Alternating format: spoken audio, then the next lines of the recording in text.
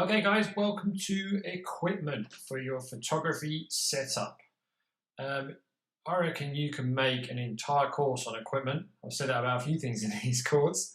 It really varies down to your budget, how much you really want to get into it. It's a huge thing. To get the photos right really doesn't cost that much, and the more liberal, the more free you are about it, and the more kind of off the cuff you are about it, the better your product images will come across to your customer. Okay, so don't dwell on this too much. Okay, just kind of get what you need or what you can afford, and get cracking with it and have loads of fun with it, because you can have loads of fun with this. It's really cool. Okay, we're going to start with the most obvious thing you're going to need, and that is a camera. Now, any Android phone and any iPhone will, as you know, will have a camera on it. And I'm an iPhone user, and speaking from first-hand experience using it for product photography, the iPhone is excellent. The camera on it is brilliant, and you can really get some good shots. You see the image in the top left here. The guy's got literally a light shining onto a piece of white card or something standing up, with the necklace just hanging down, and he's got an iPhone on it plugged into his laptop there. And that's really, why complicate the matter any more than that? That's product photography right there. He's taking that, and if you use the editing techniques I show you in GIMP, which will be coming up, you're going to come up with a perfectly great photo to show your customers, and it will still look way better than most of the photos that are out there at the moment. Okay, so yeah, don't complicate things. Down here we've got iPhone plus PicMonkey equals awesome product photography. Totally cool. PicMonkey is a software that we're not going to go into, but I'm going to kind of talk about it a little bit later on. PicMonkey is a free resource, but it has a premium option as well. The free resource is excellent, and it adds all kinds of colors, filters. You can put writing across the front of your pictures, like we showed you on the Gumtree ads. So you can do that, and it's excellent. PicMonkey's good. On the right hand side here, you've got the iPhone on this big old lumpy tripod. That's a GorillaPod, and those legs will fold and wrap and bend in any way, form or fashion you want. So you can have your camera, it doesn't have to be an iPhone, it can be any camera, at any position you want, and it's pretty cool. Okay, this is an SLR camera, and this is the SLR camera that I own, and it's the camera that I use to take my photos with. It's very good, and it's very cheap. Well, for what it is, for £120, and I got mine for £120, and it came with a bag, it came with a memory card, it came with 2 batteries, a charger, a whole array of other little bits and pieces, a strap and all sorts. Yeah, great deal, great camera, very small, very light. It does suck the battery dry pretty quick, so thank God they gave me 2 batteries. For $184 though, or £120, it's a great little buy, and it will keep you going for years and years.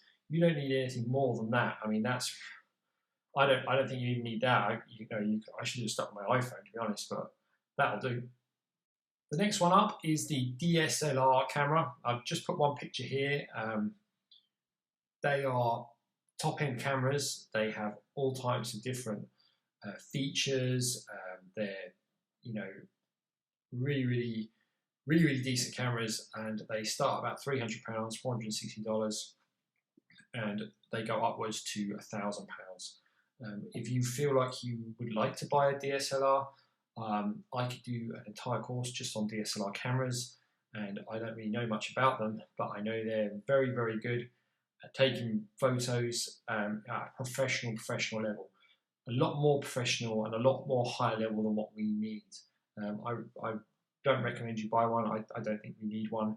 If you've already got a DSLR, then by all means use it for your product photography. Definitely do that. But if you don't, then it's no sweat whatsoever. Okay, moving on to tripods. The tripod in the top left-hand section of the screen, that's very, very similar to the tripod I've got. It's a great little tripod, and it was very, very cheap. and Amazon is the place I go. I would go to get tripods. They're cheap and they're great quality. Again, on the right hand side there, we've got the Gorilla Pod. Very good thing to have, especially if you're going to do outdoor photos. And down the bottom here, we've got two tripods that kind of, they're special, they kind of bend over so you get that top view shot. I particularly like this one with the looking down onto the Easy Cube.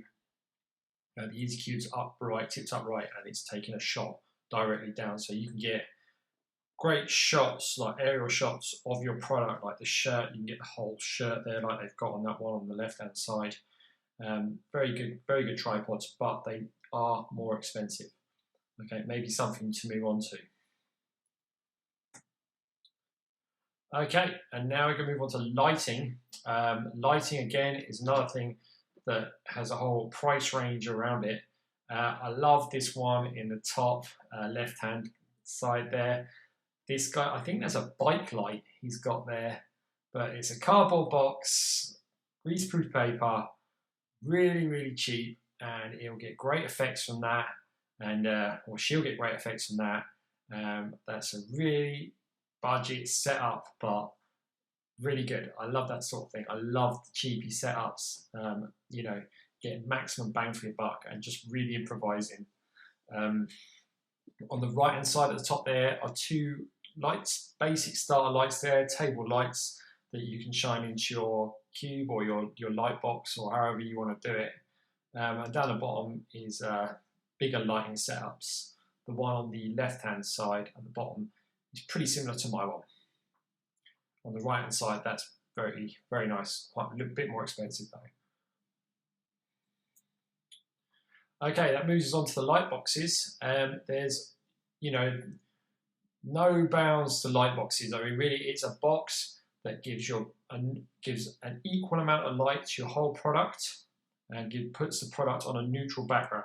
So you see that's the common theme with all of these light boxes. Doesn't matter how expensive they are, they do exactly the same thing, and that is diffuse the light all around the product so it's all the same level and it's on a neutral background. And now you look at the top there, and that's pretty much a step-by-step guide on how to make a light box from a cardboard box, which I'm hoping you've got a few lying around from your samples or whatever that came in, and maybe even your order.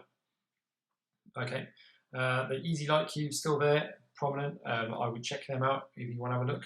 They are obviously more expensive, but they're so easy. You can throw one of them up and then just tuck it away in a drawer as soon as you're done. They're really good bits of kit. I recommend them. Yeah, so. Okay, software. First bit of software is Dropbox. I love Dropbox. Dropbox is free, even if you never do this again, or you don't think importing's for you, or product photography's for you, or you're just going to walk away. Still get a Dropbox account, okay? I can take a picture on my phone and it's straight away on my laptop, it's straight away on my iMac, it's on my iPad, it's on everything, okay, straight away. It's a huge like cloud hard drive that you can stick absolutely everything in, and it's so worth having. It's really good. Definitely recommend that. And the other piece of software down here is PicMonkey. PicMonkey is awesome. It says PicMonkey, this is your photo on awesome juice. Quite like that tagline. And to the right is a photo that I saw on Google Images that is part of PicMonkey's repertoire. And that is a set of sunglasses that's been adjusted using PicMonkey's tools. To get that kind of effect, you put loads of layers in, and you can change everything with the picture with the PicMonkey kind of setup. And it'll make your product pictures look more unique, and that can really stand out and really help you get some more sales and make you look very professional as well. Also, like PicMonkey is you can put fonts and watermarks onto your pictures, so people won't steal them, which they do, and use them for their product listings. So if you put a watermark or a bit of text over it and turn the opacity down, you'll get a nice watermark and people won't nick your photo. Particularly if you put your phone number across it, like we showed you in what did we show you in the classified ads, it works pretty well. Okay, Get creative. You don't have to stay indoors to do product photography. You know, if you have an attractive girlfriend or attractive boyfriend who doesn't mind a bit of modeling, standing there with a handbag or a walking boot or whatever, get outside and take some photos. Take a bit of lighting with you. Take your iPhone. Your iPhone's made to take photos outside. So get out there, take some photos and see how they look. Here's some examples here. We've already seen the cosmetics one in the top right. But these ones are the boots. That's literally a walking shoe on a tree stump. And one of them looks like it's had a bit of lighting change to it. But you get that and you can stick that in PicMonkey or on GIMP and change all the resolutions, put some filters on it, put some like text around it or whatever, and it will look amazing. And that will make an amazing product photograph. Okay. Right, well, that's it really for this lecture.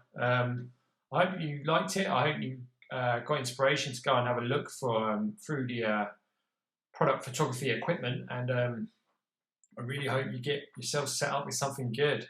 If you want to brag or show off your light box or your lighting setup or your makeshift cameras or whatever you want to do, please put the pictures into the Udemy comment section there, the help thing. I love seeing them. I know other people would love to see it too.